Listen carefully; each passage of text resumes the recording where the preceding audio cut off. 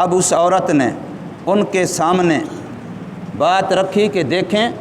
جب کوئی بادشاہ کسی قوم، کسی بستی، کسی علاقے پر حملہ کرتے ہیں تو پھر سب سے پہلے وہاں کے معززین پر حملہ ہوتا ہے،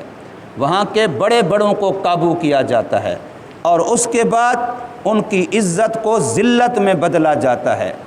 اور اس سے شہروں کو تاہو بالا کر دیا جاتا ہے۔ ان کے تمام وہ ذرائع جو ترقی کا ذریعہ ہوتے ہیں ان سب کو ختم کیا جاتا ہے، ان پر قبضہ کیا جاتا ہے۔ اس لیے ہم بھی دیکھتے ہیں کہ وہ بندہ جس نے ہمیں خط بھیجا ہے وہ دنیا پرست ہے، صرف ملک گیری اس کا مقصد ہے، علاقہ اور زمین کا حصہ ہم سے لینا چاہتا ہے، یا اس کے علاوہ اس کے اغراض کچھ اور ہیں، تو ہم اس کی طرف ہدیہ بھیجتے ہیں۔ روایتوں میں تفصیلوں میں لکھا ہے کہ اس نے ایسے ہدیے بھیجے جو بظاہر اس وقت کے لحاظ سے بڑے نادر و نایاب بھی تھے، بڑے قیمتی بھی تھے۔ انتہا درجے کی قیمتی تحفے تحائف اس نے ترتیب دیے بھیجے۔ 100 غلام تھا، 100 کنیز تھی، اور اس کے علاوہ پتہ نہیں کیا کچھ اس نے لو لشکر سمیت ہدیے بھیجے۔ لیکن حضرت سلیمان علیہ السلام چونکہ دنیا کے لیے نہیں کر رہے تھے، اللہ کے لیے کر رہے تھے، تو انہوں نے سب کچھ واپس کر دیا اور ان کو صاف کہا کہ اب تم ہمارے لشکر کا انتظار کرو، اور ہمارا لشکر جو آئے گا ہم پہلے سے بتلا رہے ہیں کہ تم اس کے مقابلے کی طاقت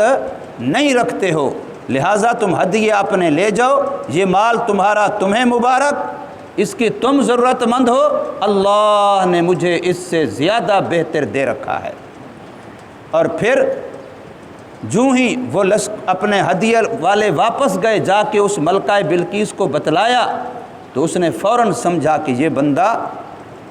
صرف ملک گیر نہیں ہے، صرف زمین کا ٹکڑا حاصل کرنا اس کا مقصد نہیں ہے، تو وہ فوراً سمجھ گئی، اور اس نے اپنے ارکان حکومت میں سے کئی ہزار بندے کو تیار کر کے فیصلہ کیا کہ اب اس کے سامنے جا کے سر تسلیم کرنا چاہیے، اس کی بات ماننی چاہیے، اور وہاں سے چل پڑے۔ ابھی کچھ فاصلے پر تھے، حضرت سلیمان علیہ السلام کو اطلاع ہو گئی کہ وہ آ رہے ہیں اس طریقے سے، تو حضرت سلیمان علیہ السلام نے ان کے آنے سے پہلے 2 کام کیے۔ ایک یہ کیا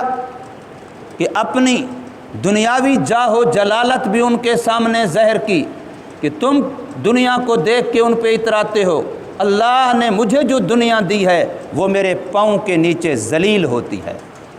لکھا ہے کہ 9 فرسخ، جس کے تقریباً 27 سے 30 میل فاصلہ بنتا ہے، اتنے دور تک ان کے راستے پر سونے کی اینٹیں لگوائیں زمین پر، اور پھر ان میں دونوں طرف سے مختلف قسم کی عجیب الخلقت مخلوق کو لائنوں میں کھڑا کیا، متعین کیا، اور ان سونے کی اینٹوں پر جانور پیشاب کر رہے ہیں، گویا ان کی بے وقتی ہو رہی ہے کہ اس سونے کی ہماری نگاہ میں کوئی قدر و قیمت نہیں ہے۔ ایک کام تو یہ کیا کہ جب وہ آئیں تو اسی راستے سے آئیں، ان کو پتہ چل جائے کہ ان کے ہاں دنیا کی چیزوں کی کوئی قدر و قیمت نہیں ہے، ان کے ہاں ایمان قیمتی ہے، ان کے ہاں اللہ کے ساتھ تعلق قیمتی ہے، اور وہ ہمیں اس لیے کہہ رہے ہیں کہ ہم بھی کفر کو چھوڑ کے مسلمان ہو جائیں۔ اور دوسرا کام یہ کیا کہ اس عورت کا تخت وہاں سے ملک سبا سے ان کے آنے سے پہلے اپنے پاس اٹھوا لیا، اور تخت کا انتخاب اس وجہ سے کیا، ایک تو وہ ان کی نگاہ میں بڑی قیمتی چیز تھی، دوسرا وہ ان کی نگاہ میں بڑی محفوظ ترین جگہ پر تھا کہ جہاں کوئی عام آدمی کیا، ان کے اپنے خواص میں سے کسی کا پہنچنا بھی مشکل تھا، لیکن انہوں نے بغیر ان کے تالوں کو توڑے، بغیر ان کی دیواروں کو توڑے، اس تخت کو اس طریقے سے وہاں سے اٹھوایا جو یقیناً یا تو کسی کی کرامت یا پھر نبی کا معجزہ۔ تو حضرت